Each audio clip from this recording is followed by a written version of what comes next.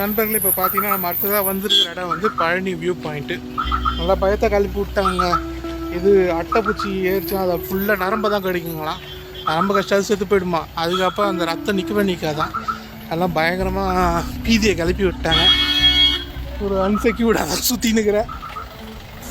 எவ்வளோ நேரத்துக்கு இந்த அன்செக்யூர்னஸ் இருக்குன்னு தெரில.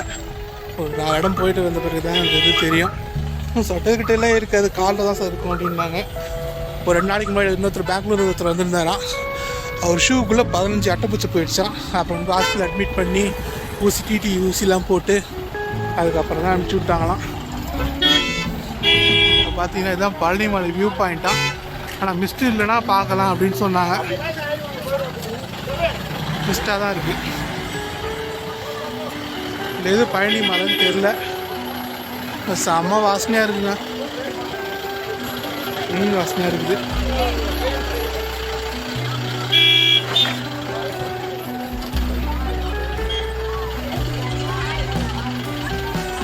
இது பொறுமை எப்படி தள்ளுறதுன்னு தெரியல.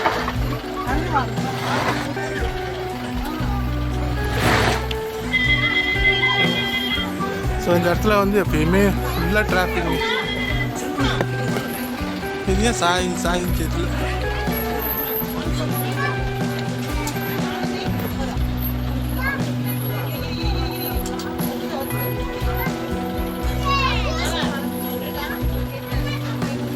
இந்த இது ஃபுல்லாக பயங்கர டிராஃபிக்ங்க. சீக்கிரம் முடிச்சு நம்ம போயிடணும்.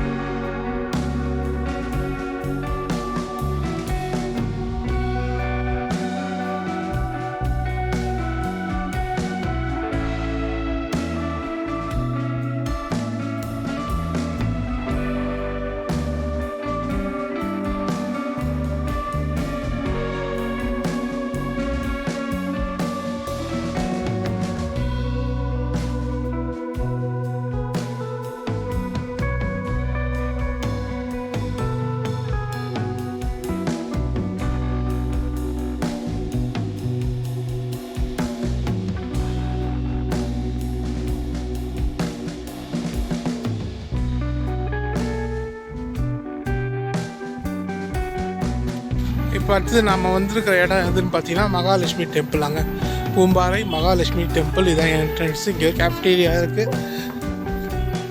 அதெல்லாம் எதுவும் இல்லை.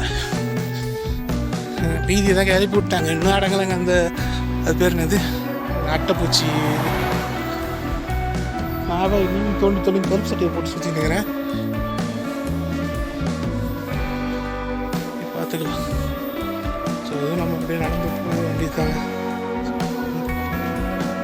எங்கே டெம்பிள்? அதுதான் அந்த டெம்பிள் தான் போக போகிறோம். இதுதான் மகாலட்சுமி டெம்பிள்.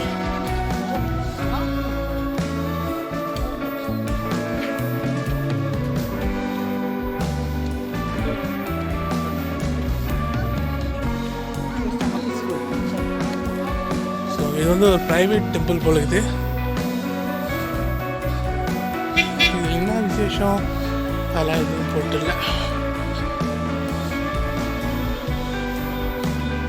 எல்லா டைமிங்லாம் போட்டிருக்காங்க. அபிஷேகம் 9 மணிக்கு, பூஜை அதெல்லாம் போட்டிருக்காங்க. மகாலட்சுமி பீடம்.